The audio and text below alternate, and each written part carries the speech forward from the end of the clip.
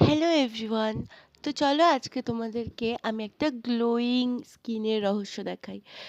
তো সবার আগে তোমরা দুধের থেকে যে সরটা বের হয় সেই সরটা হয়তো দুদিনও জমা করতে পারো, 3 দিনও জমা করতে পারো, তোমরা যতটা ইউজ করবে তার উপরে এটা ডিপেন্ড করবে। তো সেই সরটা নিয়ে প্রথমে ভালোভাবে স্কিনে ম্যাসাজ করে নেবে। এতে তোমাদের ক্লিনজিংয়েরও হেল্প করবে এবং একটা স্কিনে ম্যাসাজেরও হেল্প করবে।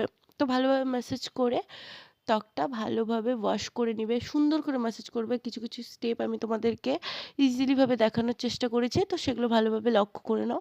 সেরকমভাবেই ম্যাসাজ করলেই হবে, আহামরি কিছু নয়। তো ভালোভাবে ওয়াশ করে স্কিনটা মানে আর কি নর্মাল জলে ওয়াশ করে দিয়ে চলে আসবে।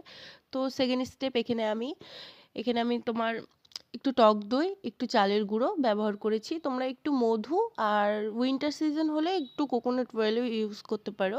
তো এই কয়েকটা জিনিস ভালোভাবে মিক্স করে তোমরা স্কিনে সুন্দর করে রাব করবে। যেরকম হালকা হাতে রাব করবে, খুব একটা ডিপ করতে হবে না, হালকা হাতে রাব করলেই চলবে।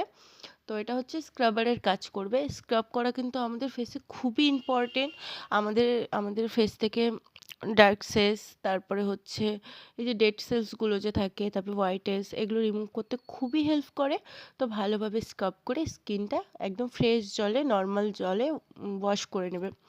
তারপরে আমি এখানে একটা ফেস প্যাক লাগানো তোমাদেরকে দেখাচ্ছি। তো চলো, ফেস প্যাকটা হলো টক দই, বেসন আর একটু চন্দন পাউডার সুন্দরভাবে মিক্স করে নিয়ে, টক দই, বেসন, চন্দন পাউডার আর একটু হাফ তোমরা মধু ইউজ করতে পারো, হাফ হাফ চামচ ইউজ করলেই হবে। একটু কোকোনাট ইউজ করে নিতে পারো। যদি উইন্টার সিজন থাকে, খুব স্কিন ড্রাই থাকে, কোকোনাট তোমরা অবশ্যই ইউজ করতে পারো।